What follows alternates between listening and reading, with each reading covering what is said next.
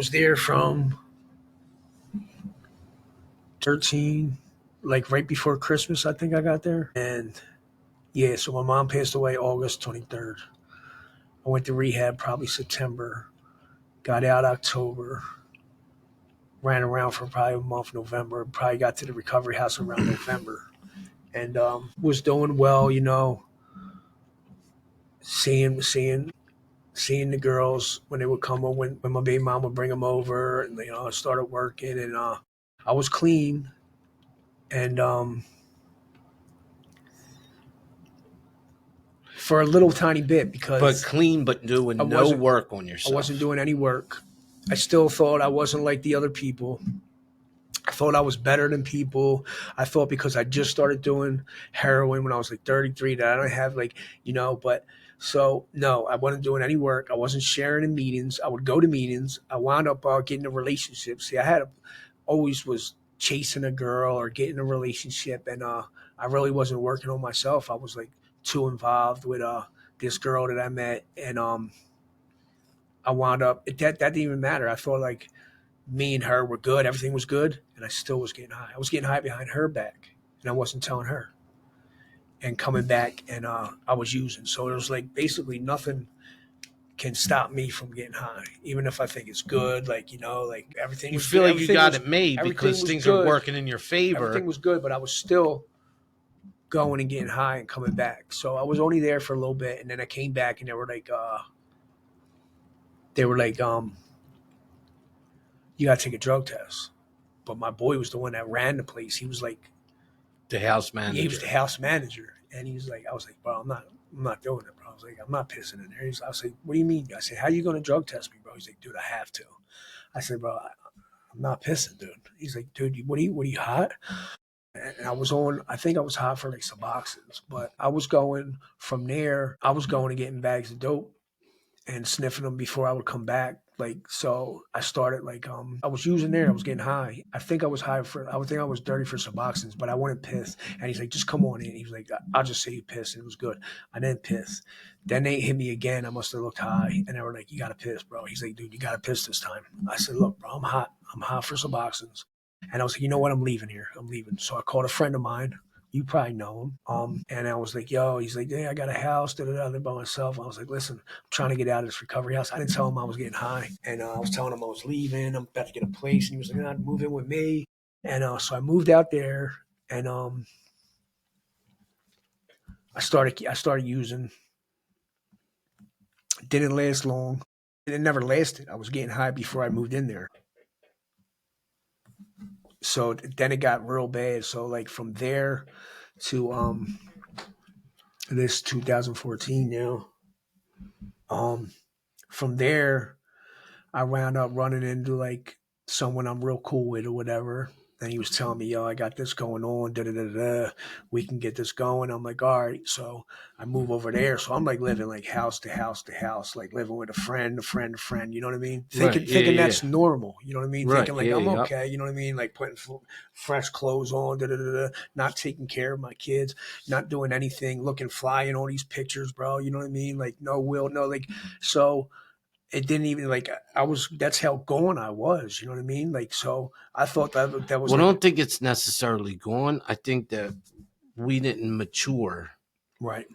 Like we stayed in that 17, 16, 17-year-old mode of life as a party. You know what I mean? Not realizing like, yo, at certain ages, we should be accomplishing certain things. We should have our own place. If we have kids, we should have them in our lives. Like it was just, we found that it was just, we talked ourselves into it being normal. Because I do remember, I remember one time being up all night and doing drugs, and it was real bad. And I remember I was looking out this window. It was on the third story, and I was watching the family next door come out to take their kids to school and them to go to work. And I felt like the biggest piece of shit ever. Like, what am I doing in life while these people have like real life going on? I'm just some crumb. Just, you know what I mean? Just existing. Like I have no purpose right now. Right. So like, yeah, that went on. So I was How'd you end up in Florida? all right, I'm almost there. So I'm living with a friend of mine, a good friend of mine. He's still a good friend of mine, and I'm living with him. And we're trying to like run this store, and thinking like, yeah, we're good, we're doing good. And it was all like it was a facade, bro. You know, it looked good on the outside if you see me, like how I was dressed and this and that. But like I wasn't doing nothing. I wasn't doing nothing for my kids. I wasn't doing nothing for my kid's mother. So I started getting real bad. I was taking Suboxones at that time, like trying to stay clean by myself. And then it got started doing heroin again. And I started using it real bad. And I called a family member in Florida, and I said, I called my cousin. I said, listen, I said, I got to get out of here. She's like, what do you mean? I said, I'm getting high. I'm doing heroin. I can't stop. I said, I can't stop. So she's like, I'll send you a ticket. She sent me a ticket. I told my friend, I said, listen, I'm about to get out of here. And he's like, no, dude, you can't go, bro. Da-da-da-da-da. We got this going on. So I didn't go. Never went. So somehow I moved out of here. I moved out of there, moved in with some lady that was renting a room, and I was staying with her, and I was going back and forth to work. And on my way back, I got some heroin, and I went back to where I was living and did one bag and overdosed. And I don't remember this, but the cops came, drugged me down the steps. They thought I was dead. So I woke up in Crozier Hospital. Yeah, Taylor. No, I woke up in Crozier Hospital, and tubes out my nose, down my throat, and I didn't realize that my kid's mother came with my daughter, and I didn't realize that I was in that bad shape when they see me until I recently seen the pictures. But so yeah, they see me with like tubes down my throat. I died. And when I woke up, when I got up, they left, and I called my brother, and I was like, I said, yo, I need my wallet. First thing I thought about once I got up, and I'm like, I know I got some money in my wallet. Like, I got to get out of this hospital. So he brought me my wallet. I look in it. I told him I needed my ID, and I seen the money. He was like, I was like, all right, you can go. And once he left, I got up, pulled the tubes out, and left. And I went and got high in Chester, and I went and found heroin. And from there, I called my cousin again. I said, listen, I just overdosed. I really got to get out of here. And so she sent me another ticket. This time, I went. This time, I flew down there. And like I remember my Now, kids. was she in recovery at all? No, No, so she has no idea. right. She has no idea. right. I mean, she knows what you're going through, but Yeah. it's not her story. Yeah, Okay. she knows I talk to her all the time now. Like it's my favorite it's my favorite cousin.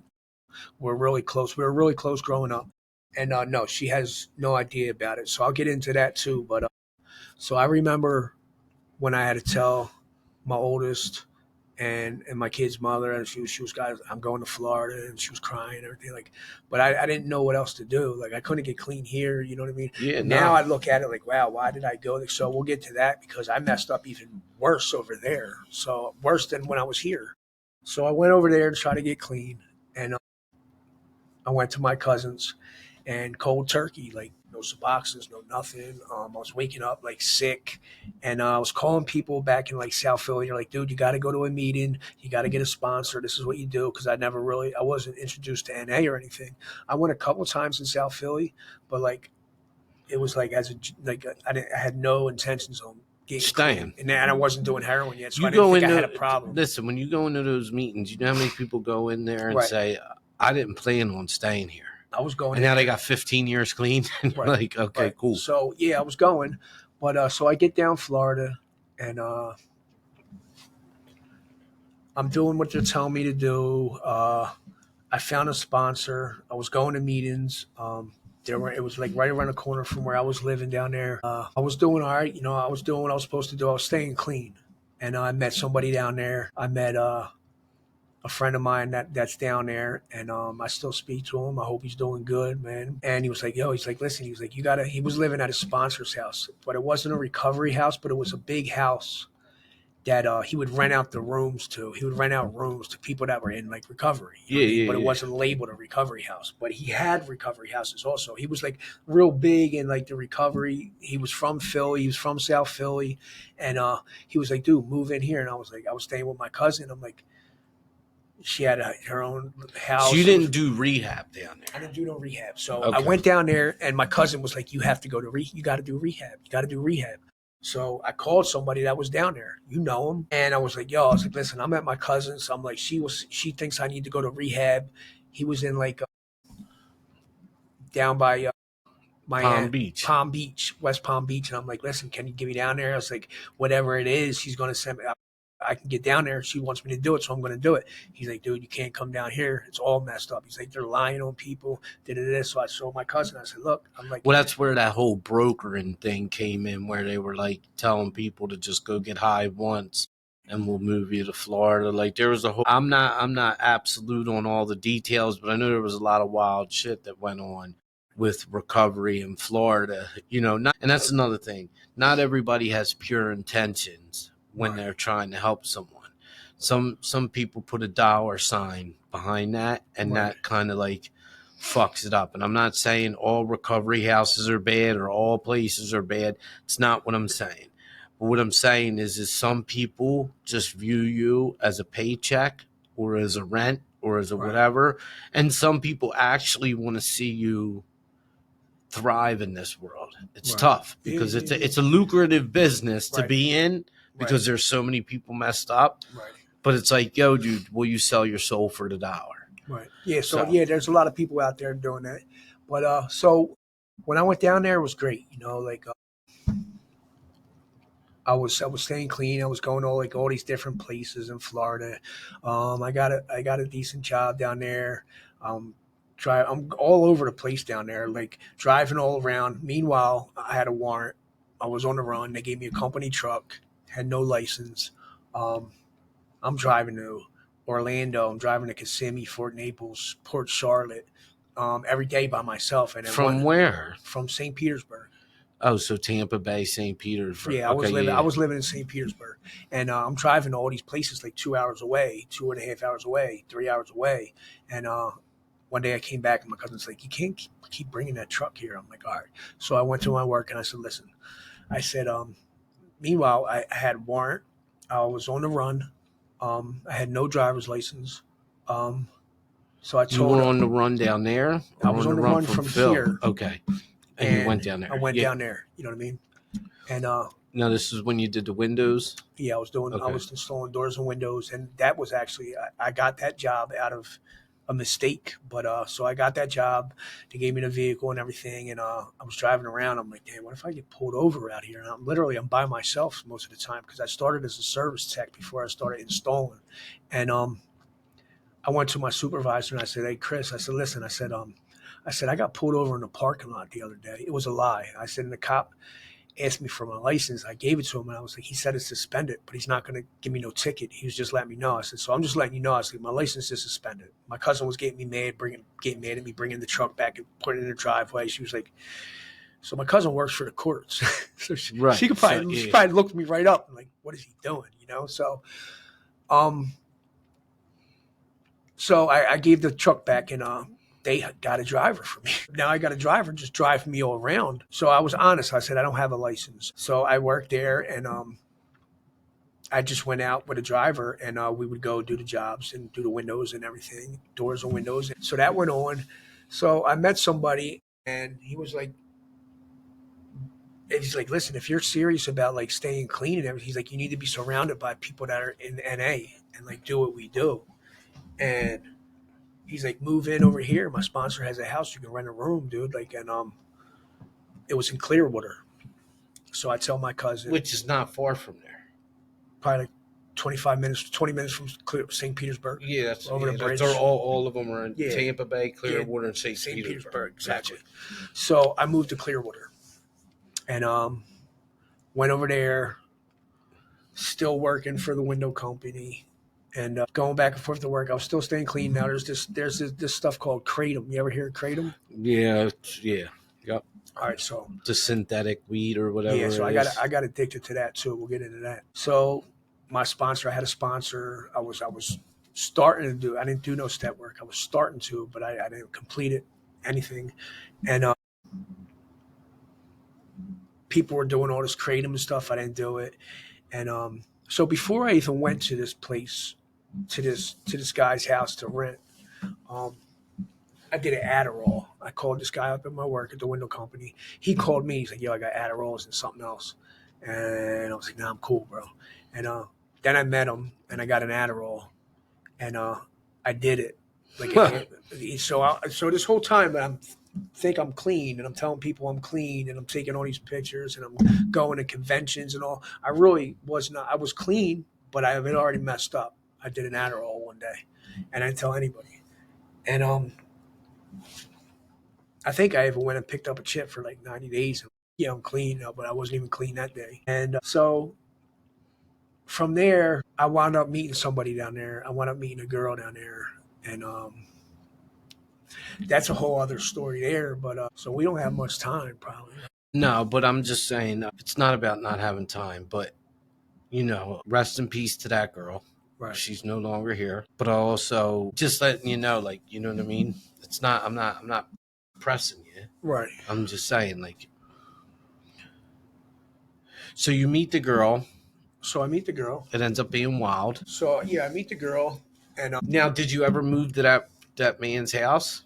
yeah, I moved there. That's why I met her. Okay. Okay. So I was there for about a month. She lived there too? No, so she lived in St. Petersburg. I moved to Clearwater.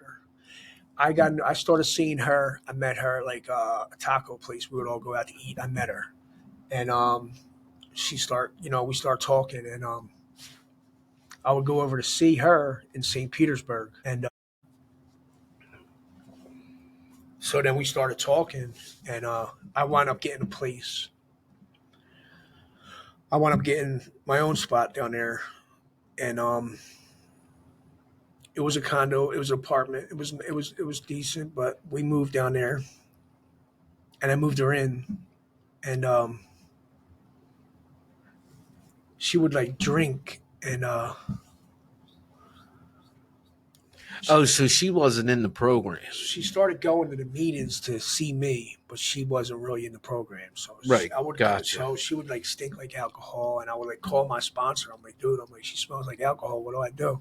He's like, dude, you got to leave, bro. So I just got my place. I just got a new place. I just got a place, right? And I'm coming back from work. I'm working like 16-hour days, and I would get back, and she would like stink like alcohol, and I was like, I was staying clean. You know what I mean? Besides that little slip up. Did you ever say something to her? Yeah, I said something to her. I'm like, listen.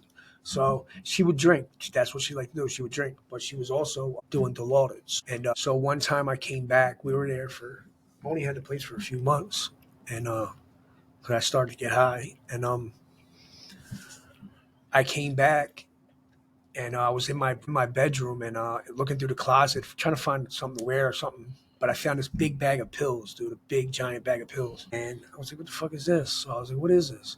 And I went right out to the dumpster, threw them away. Came back like a week later. I found like another big bag of pills, and a syringe. I squirted it out. What the fuck is this? Threw the pills out again. Called my sponsor. Didn't faze me. I didn't think of using. I didn't want to use. And I think that happened. So now I'm like calling. Did you ever confront her when you found these things? Yeah, I told her. I brought her right to her. I'm like, yeah, listen, I used to get high. That's how I got down here. Like, what are you doing? She's like, oh, I do them sometimes. And da-da-da. I'm like, well, you can't do it. You know what I mean? So I was like calling my sponsor. And so now I'm bringing her to meetings. And I'm like trying to get her clean. I'm clean. I'm not getting high. And long story short, found them again. I found him again, and I called somebody. I said, "Listen, how do you do it? How do you do it, Dilaudid?" He told me how to do it. I did it. I said, "Now we're getting high." So now I get addicted to Dilaudid down there, and for like a few months, I wound up losing the place, and it got bad. It got real bad down there with the Dilaudid. So I wound up finding dope down there, and so now I got an addiction. Kicked out of there, living with some lady. You got booked down there too, didn't I you? got booked down there a couple times. Yeah. All within how long were you down there I for? was down there from 2016 to 2018. So within 2 years, Within you've accomplished. nothing. I didn't accomplish anything. Well, you did. You accomplished getting locked up a couple times in a different state that you weren't from. Yeah, I didn't accomplish anything down. So Nothing productive. nothing. Not productive. So I went down there. Basically, fast forward, and I wound up like worse than I ever was. And I called somebody. I was talking to somebody over here, and I was like, "Listen, I got to get out of here." He's like, "I thought you went down there to get clean." Well, you know, it's crazy little sidebar on that too. As messed up as I was, it wasn't until I got around a certain female. She's no longer here, and I loved her, but she introduced me into, using cocaine, Right. IV, and that really did me in. Right. So, but go ahead. So after I got locked up a few times down there. I get a phone call. Yo, I'm coming back up there. Yeah. All right. Yeah. So I get back over here, and Now, mind you, I'm already clean for a little while, so it wasn't, you know what I mean? Like when you called me, I was already. When was that? so that would have been in. I called you. 2019. I called you before 2019, 2018.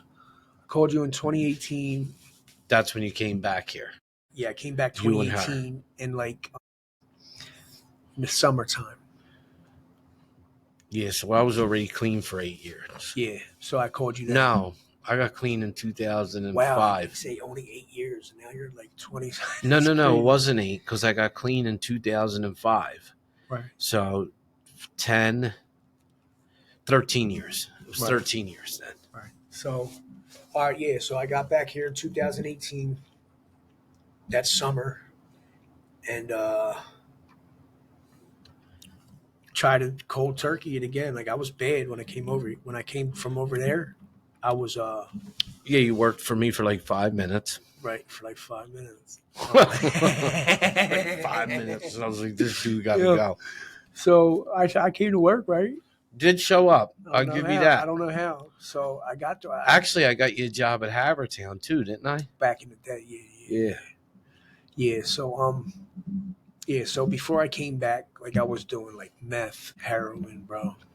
And it was bad. It was bad. So when I came over here, I was in bad shape. I was trying to like shake all that and start over without no help, without no meetings, without no nothing. And Right. I wound up messing up. And we moved to Drexel Hill, and it was only about a week, 2 weeks, and after work, I went to Kensington. While she was there, not even by myself. That's how bad and got high, and I overdosed. So I overdosed there, and woke up in the hospital with like all this stuff on me, ripped the things off, and I was like, went back, didn't say anything.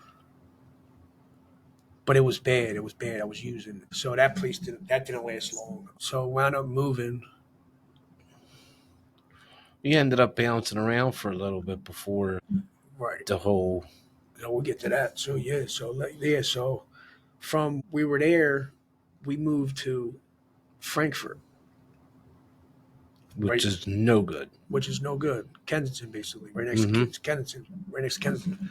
So Not for somebody that's actively using. right, I was actively That's using what I it, and mean. that's why we.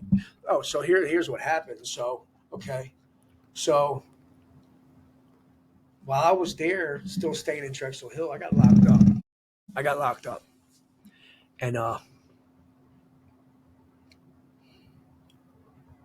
so I get locked up, and I was like talking to that girl I was talking to, and she wasn't working, so like she moved, and wound up getting a place in Frankfurt.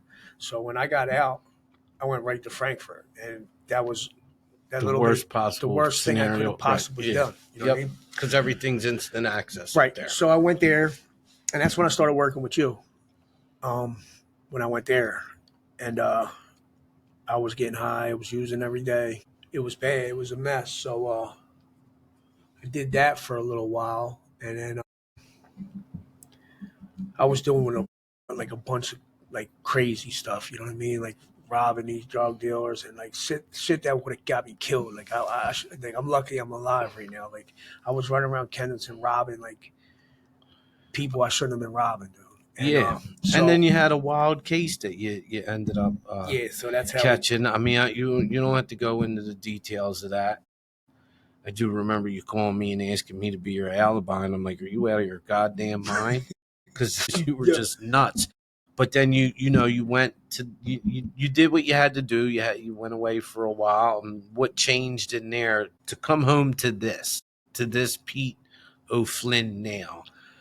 All right, so What was that major turning point? Like I know for me, it was when my grandfather hung up the phone on me. right, And I just was like, I knew God didn't make me for this. right, Do you know what I mean? Like right. there's a point where you have like an epiphany You almost. know what it You know what was? I mean? It's not like the angels come down, but you just in your head it I'm clicks. gonna tell That you what. moment of I know clarity. the exact. I don't know the date, but I know the exact Nobody's time. worried about the I know date. the exact time it clicked for me. I was in CFCF for the case I just went away for, and I called my baby mom. I called my kid's mother, and she was like, "Ava just went to the All Star game. Da, da, da, da. She was in the All Star game or something like that." And I'm like, "Oh, that's great." And I started calling my oldest daughter Alyssa, and it just changed. Like everything changed. I started praying. Um, So when you when contacted she your told me kid's when she mom, told me that, that's when it clicked. I don't know the like date, but that you're missing these yeah, events in yeah, your kids' lives now, yeah, and life is going to continue to go on without you. right, Whether you choose to shape up or ship out, right, whatever it is. Like yeah, life, we have the tendency, especially in jail. Like when you get in jail, you want somebody to always answer the phone. right, Yo, I'm calling. right, And it's like, yo, bro, life is still going on out right, here. Like my world can't revolve around your 2:30 phone call every day. Like it can't, and I can't afford that shit. You know what I mean? So yeah, it's, but they're the moments that people, you know what it is? I feel like if you look for the moment or the blessing, you'll find it. right, But if you blindly wander through life and don't realize, like now looking back in retrospect, like the times I OD'd, like on the L platform, like that was God saving my life. There right, was nobody around. There's nobody there. It was 2:30 in the morning. So there's no other explanation, but I didn't see it at the time. But that moment where I woke up and I changed my life, now I can look back and I'm like, oh man, he saved me here. He saved me here. He right, saved me here. All those times I got locked up, sit your ass down, boy. Sit right. your ass down, boy. You know what I mean? Like, and it got you to the point where you're at now. So now you're, doing what you do. You're definitely a dedicated worker. You're a little bit smarter than me on the business end of things. I'll definitely say that when it comes to like knowing what to do with books and shit like that. Like I'm not business savvy that way. I'm just really good at doing what I do. But it's pretty amazing to see you come from going through all that to getting to the point. Where are you at now? All right. So yeah, where I'm at now is So I'm better than where I was. You know what I mean?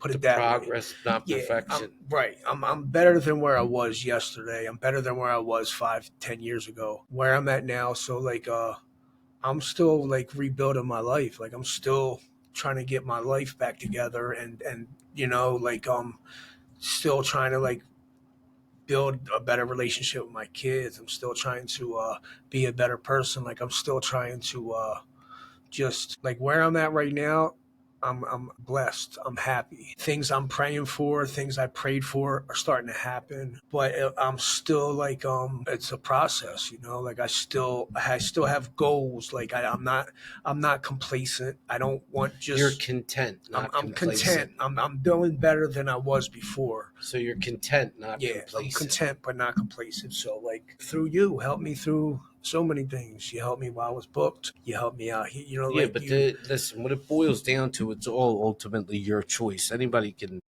do certain things for you, but it comes down to your choice, your belief, your motivations. And then a lot of times people don't realize, like, motivation fleets, it comes and it goes. That's where the discipline kicks in. Like, um I used to say this in a meeting a lot, and it's always rang true for me because I always go back to music. And I remember when Jay-Z said in the one song at the very end, he said, "There's only one rule: I will not lose." And I live by that. Like, I live by that because if I can get back up, I still got a shot. Right. Like, doing all this is a dream to me. This is something that, I love to do. I love to talk to people, and you know, you could laugh at me at first. It could be stupid at first, but just like when I did roofing and siding, I didn't get up there and set the world on fire at first. Now I can pretty much do anything on the outside of a house. So Right. you give me a long enough time, I'm gonna get to where I gotta go. You Right. know what I Right. mean? Yeah. So it's all about the work that you're gonna do for yourself, man.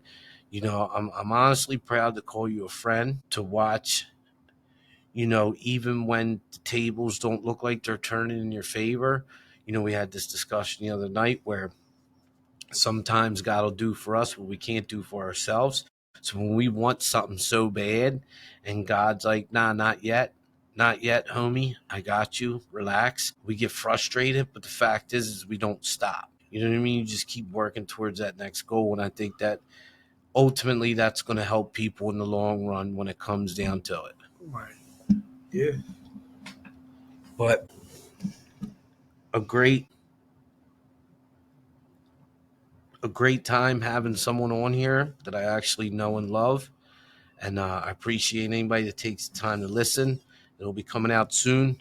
My name's Pete Oreo. Y'all have a good night.